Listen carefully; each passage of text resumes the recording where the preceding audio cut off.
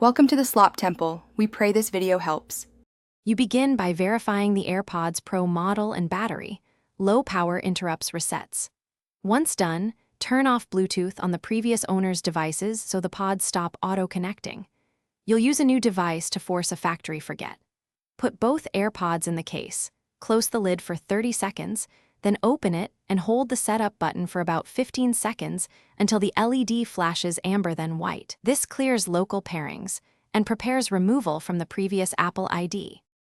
Now you use your device to pair fresh and compel the pods to dissociate. Sign into your Apple ID on the iPhone, iPad, or Mac you control. This is necessary to claim the device after reset. Once the LED flashes white, open Bluetooth settings and look for the AirPods. If they appear, select Forget or Remove, then reinstall by choosing the device from the pop-up pairing card. This forces a new association and often clears the previous owner's Find My Lock.